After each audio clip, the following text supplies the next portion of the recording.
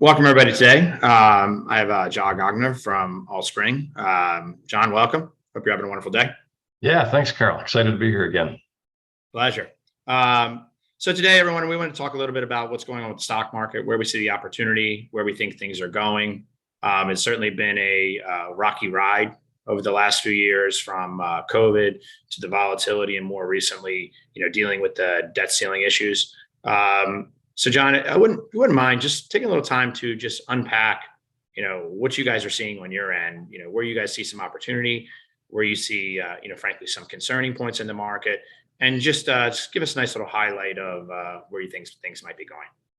Sure. Yeah, you're right, Carol. It has been an interesting few years, which kind of all started with a new cycle beginning of 2020 with the COVID pandemic hitting, and then the quick recovery out of that. And I think you have to kind of look at what's happened over the last 3 years to kind of understand what might be happening here in 2023. Is we're probably facing the most well telegraphed recession that we've ever seen in our lifetimes. But the market's certainly not acting that way this year. And I think a lot of what's going on is the fact that your typical leading indicators, leading economic indicators going into a recession should be kind of flashing, recession on the horizon, but they've been very delayed in this cycle because of what happened post-COVID, right? With a lot of the supply chain issues we were seeing. You look at, early cycle industries like housing and autos, which normally are predictors of what's going to happen with the rest of the economy.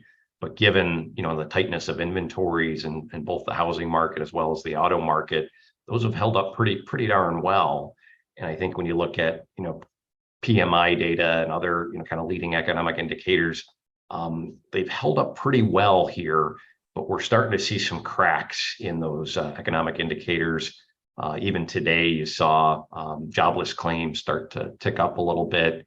The market's obviously saying, well, maybe that's a good thing because maybe that forces the Fed to pause. And I think of a lot of what's happened here in 2023 in the equity markets is a lot of just banter back and forth of whether the Federal Reserve will pause the rate hike cycle. We'll learn more next week.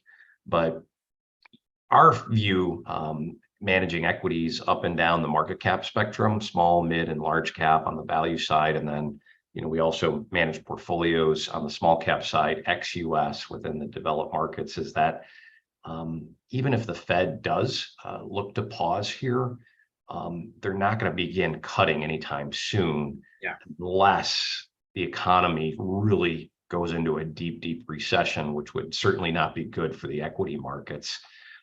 So, from an outlook perspective, we are a little bit concerned that the market keeps discounting good news, whether it's the Fed pausing or whether it's the consumer holding up so far within this cycle.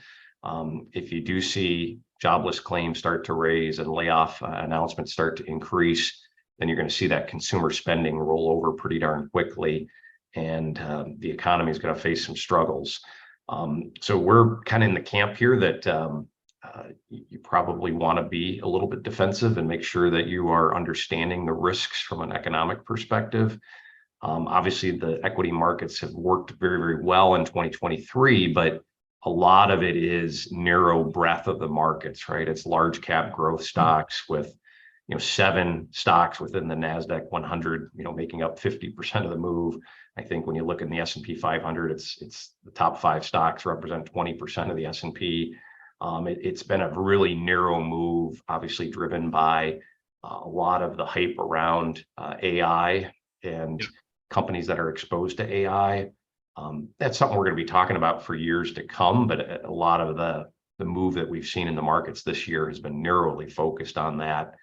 And then the last thing I think that we're watching really closely is there is a ton of cash on the sidelines parked in money market funds, which I can't blame clients for wanting to do that when they're seeing yields on the short term fixed income markets as attractive as they are.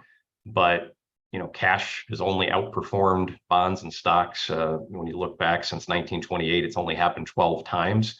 So I think people understand that this is a short-term phenomenon, and you're going to see that money move very quickly. And the question is, does it move out longer on the duration spectrum within the fixed income markets, or does it come roaring back into the equity markets? And I think, you want to be doing your homework now in the equity markets to see where you want to be positioned. We, kind of think mid-cap value is a great spot to be, to kind of wait that out, where you're going to get some defensive characteristics within, kind of that area of the market, that if we do go into a recession, you're not going to be hit as hard as some other areas in the market, but it'll give you some exposure to, if the market does turn more positive, or the economic indicators turn more positive and we're off to the races again, you're going to get some exposure there. So of all 5 of our strategies, that's probably our favorite right now. But that's kind of the general thoughts of where we're at right now and kind of where we think we're going the rest of this year. So, I mean, so to me, it seems like we're trading based on just inflation going down. And, bad news has been good news. Yes. How do you guys think about when that changes? You think it's going to start to happen over the next couple of months, and then how do you think that's really going to push the market? If things get reasonably bad on Main Street, but the market's forward looking, how much drop do we really see? Because they're saying, hey, next year things might be a little bit better. No, you're exactly right. The market is going to be forward looking, and it is going to discount the turn well ahead of the fundamentals turning.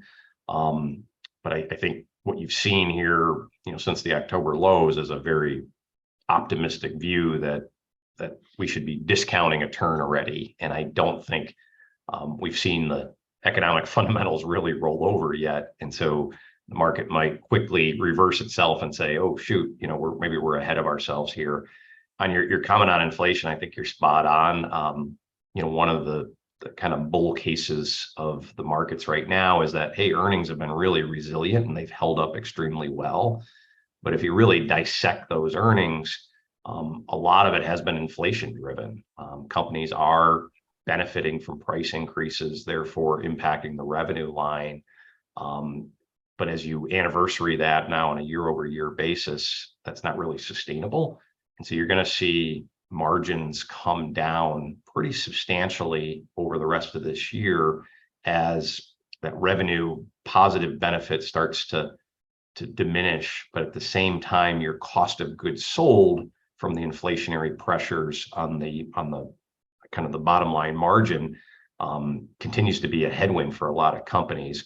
It's less of a headwind than it was maybe a year ago, but the passing of that cost of goods sold increase onto your customers is starting to slow. And so I think you're going to see margins be hurt a little bit by that.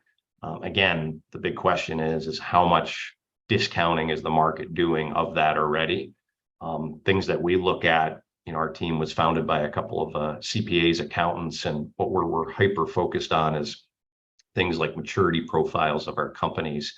As interest rates have increased dramatically, especially in the small and mid-cap space, where a lot of companies have, quote unquote, gotten fat on low interest rates, and they've never had to roll that debt into higher rates. For the first time in a lot of those companies' histories, they are having to refinance at higher rates, and that is going to impact their financial flexibility. At the same time, some of the kind of lower quality companies within the index that are not producing enough free cash flow to service their debt are going to be in a really, really difficult position. So that's something that we're focusing on. You also look at like inventory methods within the accounting, LIFO versus FIFO. That's going to have a dramatic impact on reported earnings. We're a little bit more focused on free cash flow than reported earnings, but the media and the markets certainly do look at those things. And I think that's something that you have to be paying attention to as these inflationary impacts and the rising interest rates start to work through companies' balance sheets and income statements. Yeah, because one of the things I was looking at was just how much excess capital we built on personal balance sheets, right? And a lot of that's going to get spent down by the end of the year. So it seems no matter what, you should have inflation slow down just because people aren't going to have the amount of money to spend. How are you guys thinking about the Fed's goal of getting to that, call it 2.5? How are you guys thinking about it? You think it's going to take a little bit longer because it seems like real estate's pretty sticky, when looking at those different metrics. So how do you guys kind of write that? And you certainly hit on maturities. So how are you guys thinking about that over the next few years? Yeah, I think the Fed's goal is ambitious, to get back to 2.5%. And if they're very serious about that, it's going to require some more pain, because really the only lever that they have to kind of control inflation is to kill demand. And so, I think we talked about earlier, the markets are kind of betting that the Fed is kind of going to take a pause here on raising interest rates. But if their real goal is to get back to 2 to 2.5, and they've been pretty honest with us so far and transparent about what they're going to do, then we've got several more increases ahead of us.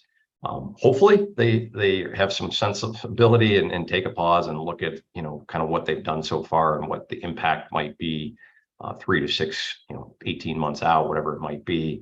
But I think the long-term inflationary rate is probably going to be north of 2.5, probably in the 3% range for some time.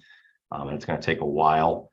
I think just yesterday you saw both Canada and the Australian central banks, who had paused and were trying to take a longer term view, came right back and started increasing rates again, kind of telling you that they're still seeing inflationary pressures in their economies. I don't think the US is much different, to your point. And, a lot of spending is starting to slow a little bit, but it'll really be dependent on labor, as people start to fear losing their jobs, and those labor wage increases start to slow. That could have a dramatic impact on spending too. So labor is definitely going to be a key thing to watch going forward. Yeah, I mean, I think that's the scary thing, right? Is do they try to force feed and get rates back to that 2 level, or do we really settle in at more of a 3? How do you guys think about AI in really helping to drive that? And then how are you guys looking at that trend now? Because any company that has any mention of AI this year is through the roof. So I mean, have you guys tried to chase some of those opportunities, or where how are you positioning into that space into the future? Yeah, it's interesting. I started my investment career in the late '90s, and the big buzz was the internet and wireless, and any company that came out and said that they were positively exposed to internet trends and just used the buzzwords around that, their stocks just took off. And this reminds me so much of that experience. But obviously the internet was real and wireless was real, but doesn't mean every company, because of they mention it, is going to be positively exposed to it. So I think active managers can help here, really dissecting through who the beneficiaries are. We're really early in this trend. We've spent a lot of time as a team kind of dissecting where the opportunities lie and where we should be putting investment capital to work right now. In our large cap strategy, we own, even though we're value investors, we do own a few names that benefit. The obvious ones being Microsoft and Alphabet, Google. We don't own NVIDIA. It's a little bit too growthy for our value strategies. But you look down cap into small and mid cap, and there's going to be a lot of kind of quote unquote companies selling picks and shovels to gold miners, and you want to have a positive exposure to those. And some of the themes that we've talked about are areas like data storaging. You think of the amount of storage space that we're going to need from a server perspective to service all of this AI processing power within the chips. You've started to see, obviously NVIDIA, has kind of dominated that, but companies that are selling into NVIDIA are benefiting. And then, who are the future beneficiaries? We're going to need more chips. We're going to need more memory. We're going to need more testing equipment and semiconductor manufacturing companies. The obviously beneficiaries like TSMC from the chip perspective are out there, but then you've got the risks of Taiwan involved. And so you're seeing, economies like Japan really throwing a lot of capital into their semiconductor industry to try to ramp up to capture some of that spend. It's going to be really interesting. I think we're in the first inning of a long game here that you're going to want to have exposure to. but it's timing. When do those companies really start to benefit? Right now, to the point again, the market's discounting anybody that mentions AI and has positive, quote unquote, belief exposure to AI is benefiting. But you really got to kick the tires and understand who's going to benefit and when do they benefit. And you mentioned, the small mid cap. I mean, the small caps prior to this month were really left out of the rally, right? Same mid caps had a little bit more. How are you guys thinking about that opportunity as we, come into the latter part of this year? Do you think that rally will continue? Get that more of a risk premium for actually going into these companies that they haven't seen over the last year? And then it sounds like you guys are, really looking to the value space as being the, premium opportunity there. Yeah, I think it'll be interesting to see. You're exactly right. The market has been, up until the last couple of days, very, very focused on just large cap growth names and those names that were positively exposed to AI. You have seen a broadening of the markets, and finally small caps and kind of the smaller side of mid caps participating a little bit. So you've seen some leadership change just in recent days. We'll see if that continues. Really early to call it a trend and a reversal, but industrials are benefiting and small caps are definitely benefiting. I think our view is we're probably late in the economic cycle, and we went from 2009 to 2020 was the largest expansion on record. This might be one of the shorter expansions on record if you believe we started a new cycle in 2020. Yeah. We might be late cycle into that. And what typically works late in market cycles is large cap growth. One, large cap because of the defensive diversification that they give you. Secondly, growth companies that can produce idiosyncratic growth on their own and they don't need strong economic tailwinds. And so I think over the rest of this year, if the market continues to debate whether we're late cycle and what's the Fed going to do and when do we kind of turn early cycle, you're going to continue to see large cap growth outperform. But over the next 5 to 10 years, I think you're going to want value in the portfolios. And I remember we were having conversations back in 2020, and a lot of clients were saying, why do I even need value in my portfolios? Over the last decade, growth has crushed value. But again, over that long expansion of 09 to 2020, you had three predominant themes. You had 0 to 2% GDP growth, quarter in, quarter out. So there was really no exit velocity in GDP. It was just kind of, just benign expansion. You had benign inflation, right? That 0 to 2% through that entire cycle. And anytime inflation started to approach 2%, the Fed would kind of tap their brakes and indicate that they weren't going to let it go above there. And it just quickly got beaten down. And then the third thing you saw through that entire cycle was just a declining 10-year treasury yield through that entire cycle. And so, what you want to own when interest rates are declining, right, are long duration assets. And you can't get much longer duration assets than a growth equity that's not going to return you cash until the terminal years of those companies. But there was a change in 2020. Post the vaccine announcement, where finally you saw some volatility in GDP growth, right? We're no longer in the 0 to 2% band anymore. And I don't think we're going to be in that band over the next 10 years. I think there's going to be some volatility. Secondly, inflation, we just talked about, we're no longer in the 0 to 2% band. We're probably going to have more volatility to inflation and certainly a higher terminal rate over time. And then interest rates, we might be peaking where we're no longer in this sharp rise of interest rates like we were the last 2 years or a year and a half maybe, but we're still going to see volatility in interest rates and probably a much higher rate sustained over the next 10 years. And you want to have value in the portfolio. So we are recommending barbelling, that growth versus value longer term, but certainly recognize that over the last couple innings of this particular cycle, you're probably going to see large cap growth continue to outperform the other areas. How are you guys, we've hit on the US markets. How are you guys weighting and evaluating kind of the international versus US allocation? I mean, what I've started to notice is if you look at some of these target date funds, which most folks have, you're seeing upwards of 35 and 40% allocations towards international. How are you guys thinking about the, kind of valuations in US markets versus international, where the opportunity is? Yeah, it's a great question. I'm glad you brought it up. And our focus is on international small cap companies within the developed markets. But I was just looking at, if you look at the valuations of the Russell 2000, so US small caps versus the MSCI World ex-US small cap, which is the predominant developed market benchmark.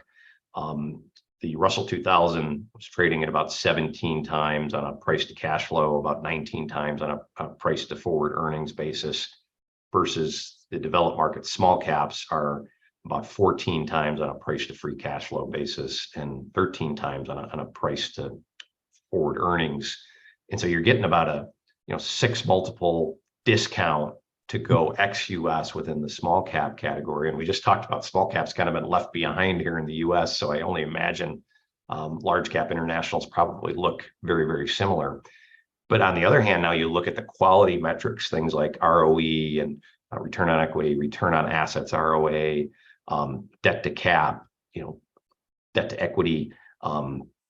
International small cap companies are trading or represent much higher quality metrics than the US small cap companies. On an ROE basis, on a forward 1 year basis, you're looking at about 12% versus 8% here in the US, ROA about 8 versus 7. So debt to cap of about 28% versus 35% for US companies. So throwing a lot of stats at you, but what I'm trying to show you is that the US has been the safe haven to hang out in for the last couple of years. You saw, Europe deal with things like Brexit, to a delay coming out of COVID with a lot of the policies in place that were not allowing that economy to really fully reopen. And then obviously the Ukraine war and the natural gas, commodity squeeze that you were seeing. All of that put really a lot of sentimental headwinds in front of the economic or the European equities.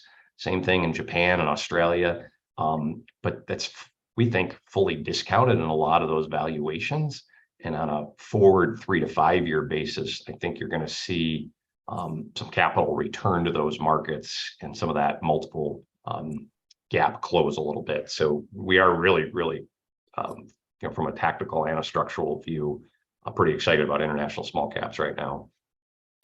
How are you guys thinking? So for the folks that are nearing retirement, right? And, I've had a lot of folks come to me and say, hey, I want to go to cash, or, and really just try to hide out, or maybe come back to the market. I think we've given, potentially some concerns in the near term. How do you kind of unpack that to them? Where do you go hide? Or is it more of a, hey, continue being diversified? There's still going to be opportunity for performance. It just may not be, where you're making 12% in a 6-month basis. So how are you guys thinking about that?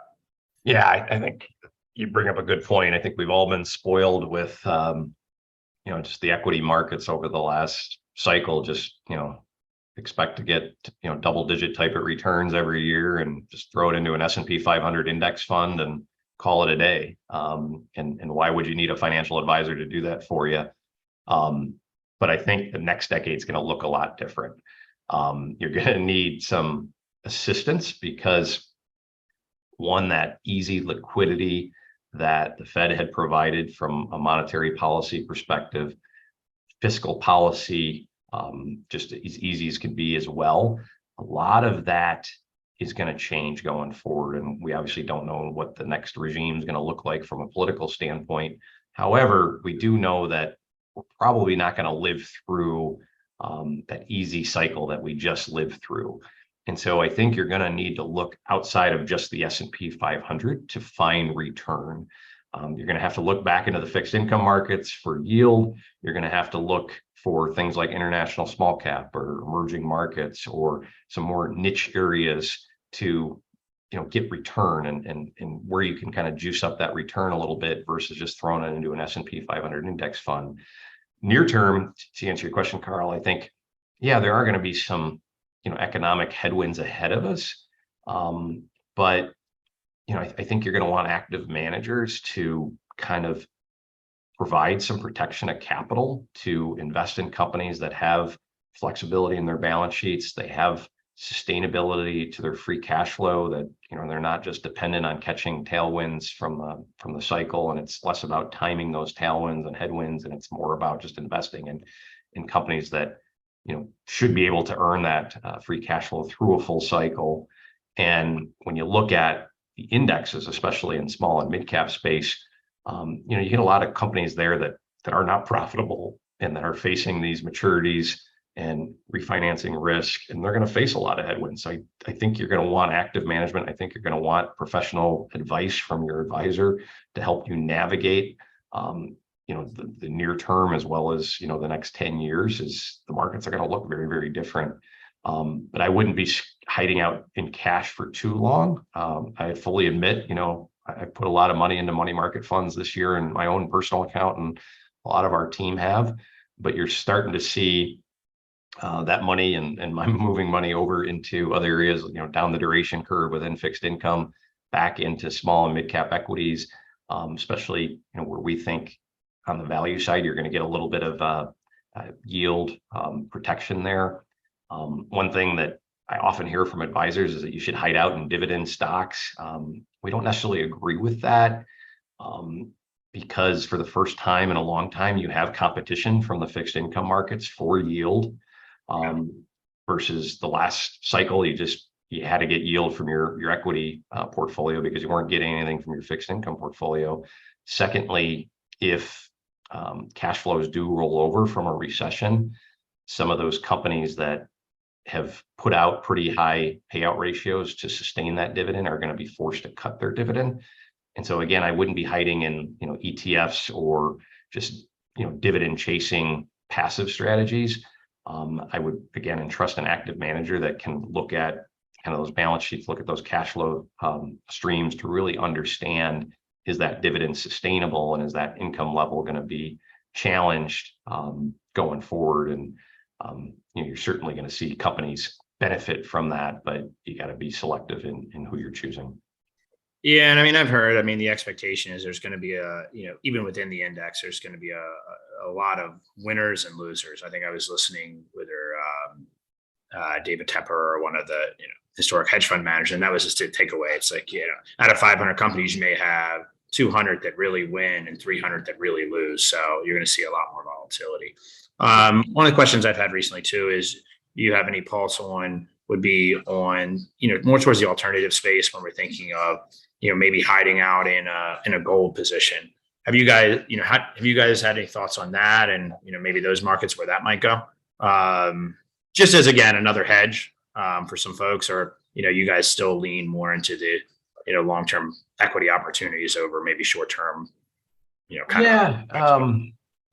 probably not our biggest area of expertise. We tend to avoid a lot of the commodities and commodity levered stocks because we just don't have much edge there and expertise in kind of calling the future direction of the commodity price. And so we're probably less helpful there. But one area that I continue to, especially on the institutional side, that people continue to look towards the private markets, private debt markets, to kind of capture some of that niche areas of return and move away from the public markets given the recent volatility. I would just caution that make sure you understand the risks there, as those assets are marked to market. Because a lot of those assets haven't been to market, so that's why you haven't seen the volatility on the private side yet. But it will be coming as those assets are eventually marked to market. And then secondly, a lot of the private equity business model has been to borrow at really, really low rates and lever up those balance sheets 6, 7, 8 times, and then invest that capital. But as rates have moved up substantially, it really squeezes those private equity firms' ability to deploy those balance sheets. And now, they're facing some issues there.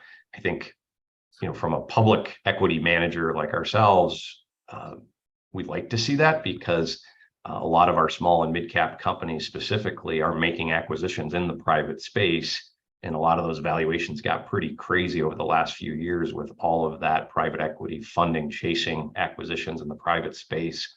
But as that starts to dry up from higher cost of capital, interest rates, it's a good thing for our small and mid-cap companies that are hopefully sitting on flexible balance sheets and net cash positions, and they can put that capital to work and be better positioned for growth in the next cycle. Yeah, I mean, the private credit, when you look at the yields right now of anywhere from 8 to 12%, depending on what you're looking at, it can be pretty attractive to a lot of folks. So I think that makes a lot of sense. But as you mentioned, you got to really understand what that firm or that issuer is actually, or the issuers are actually getting involved with. Yes. As we kind of round out here, as far as a takeaway, so for you guys, I guess if you wouldn't mind just summarizing, hey, where you see the best opportunity and how you guys are positioning, and then we can kind of close it out.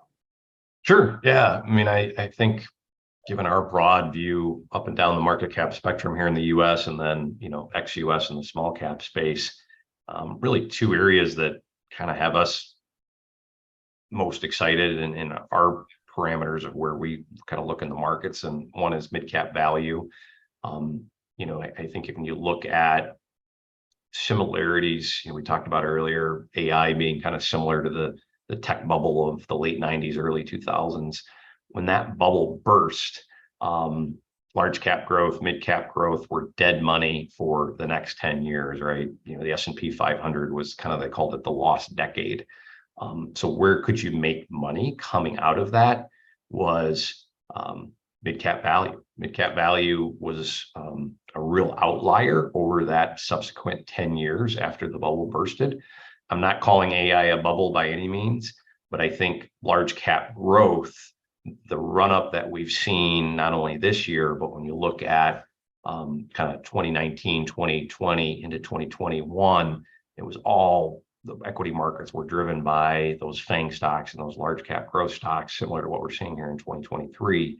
And, some of that was propelled by monetary policy, fiscal policy. And so I think we're going to look back and call this period of, 1920, 2021 as just a policy bubble. And as that bubble deflated, large cap growth kind of showed you in 2022 that you're going to see valuations drop from that. And so I do think over the next 10 years, mid cap value looks really, really interesting. And we could certainly share information on that. And then ex-US, I think international small cap is an area that is really interesting. And for some reason here in the US, whether you're an individual or an institution, it's kind of a foregone conclusion that you have a large cap manager and you have a small cap manager, and sometimes you throw in a mid cap manager. Internationally, for some reason, people don't do that, right? They just hire one ACWI manager to kind of cover the globe, or they hire one developed large cap manager. They really don't have any expertise in the small cap space, and their index doesn't have any exposure in the small cap space. If you look at the ACWI or the EFA index, companies under 5 billion, it's less than 2% of the index, and companies under 2 billion is less than 0.5% of the index. And so you really do need an active manager to navigate that.